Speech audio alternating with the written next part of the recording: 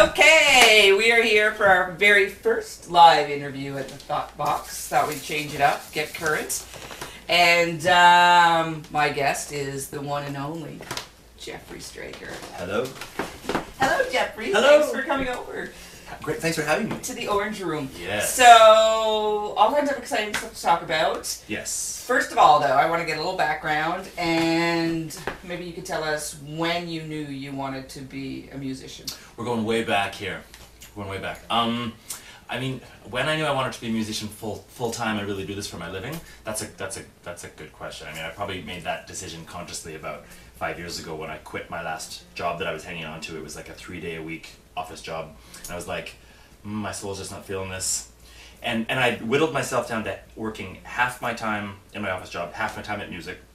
In music, like the results I was seeing from music were on the rise, but I was just kind of morbidly curious as to, I was like, what would happen if I put all my time into music? Right. And you never know unless you take the leap. No, and it has been good. It's been pretty good. So I took the leap, and it was one of those things where it was like the next day when I had no income, I had no benefits, and you know, all that sort of stuff that you just you're just always there churning away in the background, and I was like, oh my god, I've got to, whatever I want to try to earn, it's got to come from music. So I put the pedal to the metal, and away I went. It's been a lot of work, but really rewarding. Yeah, I think you might be one of the busiest guys out there, considering you don't have a booker and you're playing about 100 shows a year. Well, I do have a booker now. You do now, but originally. But originally did not. Yes. Yeah. It's good you have a booker. Yeah. Jeffery has just been on tour in a joint venture, not just playing piano in the background, No. but a joint venture with the Regina Symphony Orchestra, which is pretty cool. It was pretty fun. Yeah, so how did that all happen?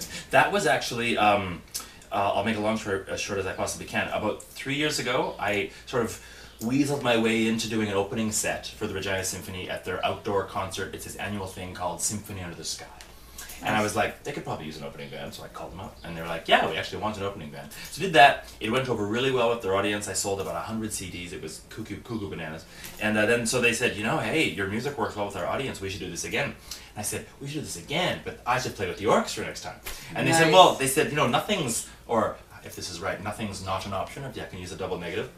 And then strangely enough, 2 weeks later, the Saskatchewan Arts Board launched this program called Culture on the Go, which was literally designed to make unique collaborations happen to tour. And we were like, let's apply for that. And so we applied, we put together this really, we think, a solid proposal.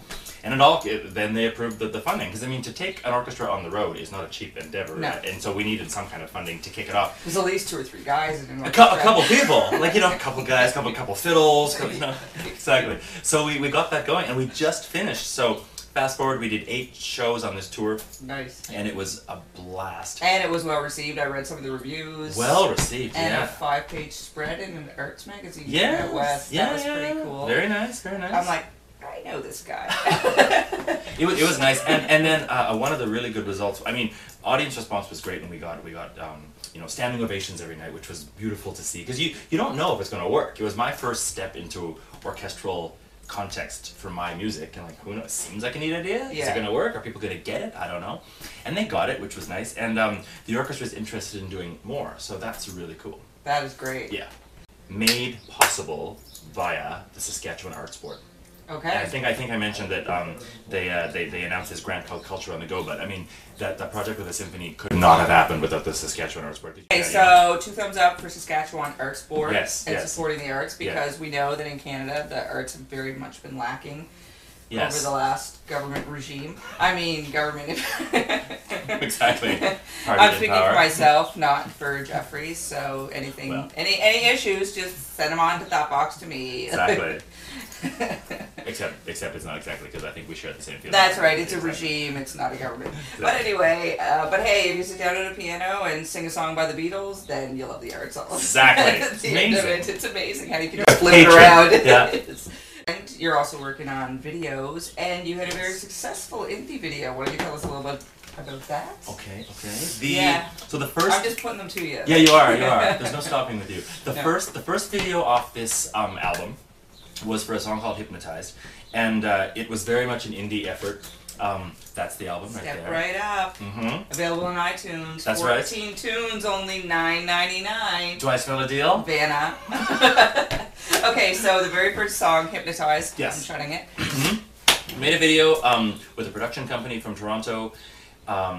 They were really wanting to get a pop video in their portfolio. They didn't have one yet, so we worked out a bit of a deal, and they brought a lot of resources to the table, and I was willing to bring everything I possibly could. We cast the thing off Craigslist. We got a piano given to us from Craigslist, and the whole thing was done pretty much on the cheap.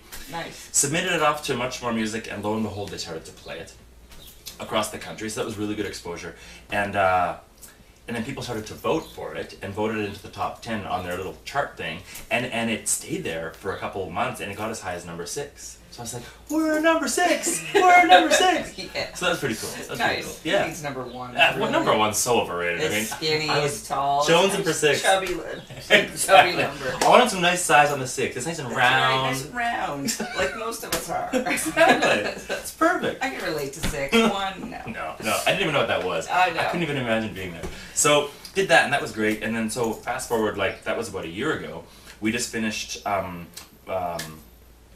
video for a song called Somewhere Between. We actually got Factor video funding for that. So it was a much more sort of robust shoot, if you will. We got to actually rent lights and things. Wow. Didn't have to do it outside. We had a sound stage. We had dollies and a grand Here piano at the Thought turning. Vox, we have a ceiling light. Yeah, and I love it. It's a right. great ceiling light. That's right. Yeah. You can't see it in the video because sorry, we don't have a wide They'd be, lens, but they'd be mesmerized by that. yes, They wouldn't even know what to do. it's a crystal Yeah. chandelier. They'd be turning down the brightness of their screens. I can't handle it. I know. All the baubles. Exactly. So, okay, so you had Factor grant. Thank you, Yeah. Factor, who Thank supports you, the Factor. arts in Canada. Yeah. So, you had that video, which is going to be launched very soon. Very soon, very soon. No date has been figured out exactly yet, but we're gonna launch it soon. We have submitted it to Much More Music to see what they say. I mean, it looks really great. It's I think I mean I'm a bit biased, but I think the song sounds great. So we'll see what they say. So hopefully we'll get some exposure from that too. Well, the stills look really good, interesting. With all the great people. Yeah, I've Yes. seen it. I've seen some of the stills. Yeah. As I was, stalking you on the I like internet. that. I yeah, like that a it lot, was. yeah, I yeah. stalk Jeffrey on Bit Facebook. dirty, yeah. Yeah, it is. It's a bit nasty, but I just do it. I don't stalk anybody else, just you. Oh really? I somehow find that hard to believe. And now here you are Exactly. in the orange room, Mhm. number first person, just Right. saying. Mwah. Exactly. The camera goes crackles and fades to black. Exactly. With screams. Exactly. With some 70s bound. Bound. That's exactly what I hoped for 70s today. noise. Yeah, I'm all class. All right, so tonight you have a big show, and tonight's going to be passed when this airs with a eclipse, so we can talk about it. Tonight you have a big show at one of the best mid-sized live venues in Toronto, Hughes Room. Why don't you tell me about that? Well, myself, with the fantabulous Ms. Sarah Kamen, schemed up a show. Actually, her and I partnered and did this 3 or 4 months ago at Hughes Room, and I love sharing shows with her. And for that previous show, we had a third gal join us. So tonight, her and I are also doing the show, and we have a third guy joining us. His name's Tio Tams. So we're doing the show tonight. Tickets are selling really well, and seems like it's going to be a pretty robust crowd. There I go using that word again. That's a good word. Yeah, can't underuse that one. It's like number 6. It's robust. And so I'm looking forward to it. It's a great venue, lovely grand piano. Sarah makes lovely music. She's bringing a full band. I'm doing a duo thing, so we're switching it up that way a bit, and I can't wait. It's going to be great.